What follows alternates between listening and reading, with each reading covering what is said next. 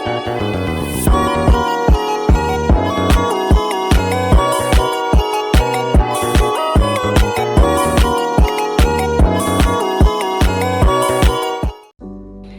teman-teman, di sini saya akan menjelaskan tentang materi kelompok kami, yaitu komplikasi dan penyulit pada kehamilan trimester 1 dan 2. Baik, di sini saya akan menjelaskan sedikit tentang komplikasi dan penyulit pada kehamilan.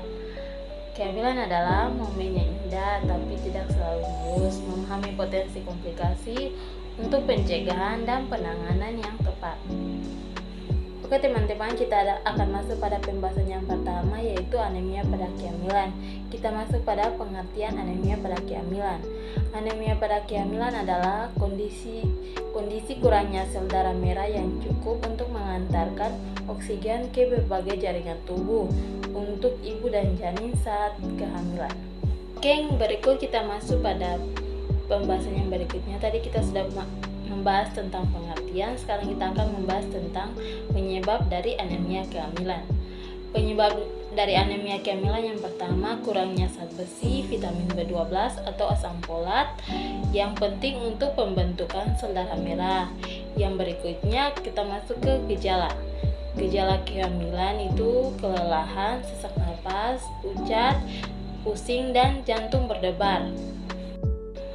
Baik, kita akan masuk pada poin yang berikut. Pencegahan anemia pada kehamilan adalah konsumsi makanan kaya zat besi, vitamin B12, dan asam folat. Suplementasi jika diperlukan atau disarankan oleh dokter. Oke teman-teman, di sini saya akan menjelaskan materi yang kedua, yaitu hiperemesis gravidarum. Kita akan masuk di depo pengertian. Pengertian dari hiperemesis gravidarum adalah mual dan muntah yang terjadi secara berlebihan selama kehamilan. Mual dan muntah atau biasa disebut dengan morning sickness pada kehamilan trimester pertama sebenarnya itu normal, namun hiperemesis gravidarum dan mual muntah dapat terjadi sepanjang hari dan berisiko menyebabkan dehidrasi.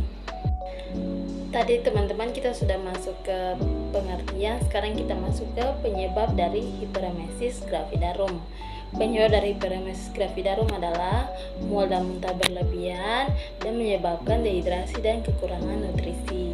Yang kedua, gejala dari hiperemesis gravidarum adalah mual dan muntah yang tak terkendali, penurunan berat badan, dehidrasi, dan kelelahan.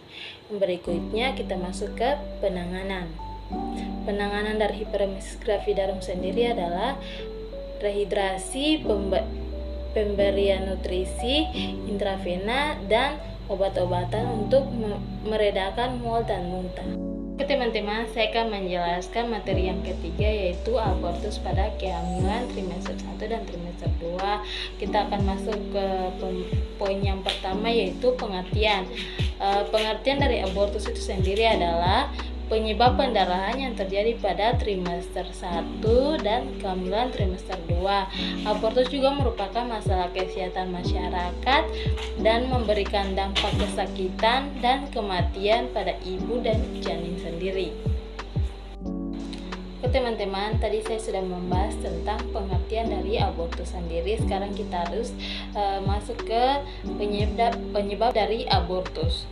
Penyebab dari abortus sendiri adalah kelainan genetik pada janin, infeksi, masalah kesehatan ibu, dan gaya hidup yang tidak sehat.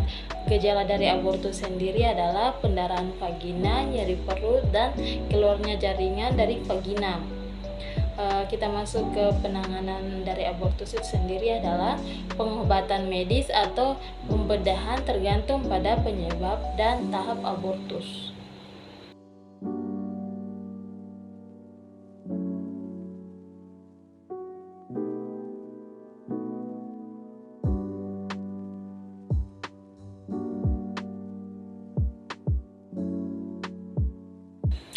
Oke teman-teman, di sini saya akan menjelaskan tentang CAT.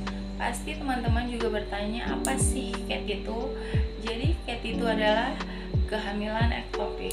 Kehamilan ektopik adalah kondisi di mana embrio berkembang di luar rahim dan biasanya di dalam saluran tuba fallopi.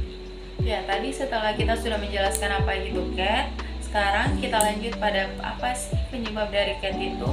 Jadi penyebab dari CAT itu adalah telur yang dibuahi menempel di luar rahim, biasanya di tuba falopim.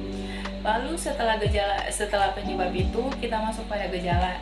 Gejala CAT itu yang pertama adalah nyeri yang sering kita rasakan, yaitu yang pertama kita akan merasakan nyeri perut yang tajam di bagian bawah, lalu pingsan. Selanjutnya yaitu cara penanganan dari kehamilan ektopik. Cara penanganan yang pertama yaitu pembedahan untuk mengangkat kehamilan ektopik. Yang kedua adalah pengobatan medis untuk menghentikan perdarahan. Ya, teman-teman, di sini saya akan menjelaskan tentang apa itu molahidatidosa. Jadi, molahidatidosa adalah kondisi kehamilan abnormal yang disebabkan oleh pertumbuhan tidak normal dari jaringan plasenta. Jadi, kondisi ini terjadi ketika sel-sel yang seharusnya berkembang menjadi plasenta atau janin malah berkembang menjadi jaringan plasenta yang tidak normal. Ya, oke teman-teman. Tadi saya sudah menjelaskan pengertian dari molahidatidosa. Sekarang saya akan lanjut dari apa sih penyebab dari molahidatidosa itu. Jadi penyebab dari molahidatidosa itu adalah kelainan genetik yang menyebabkan pertumbuhan abnormal jaringan plasenta. Lalu selanjutnya setelah penyebabnya itu kita lanjut ke gejalanya. Gejala molahidatidosa ini yang pertama yaitu perdarahan vagina yang berlebihan, lalu mual dan muntah, dan pembesaran rahim yang tidak normal.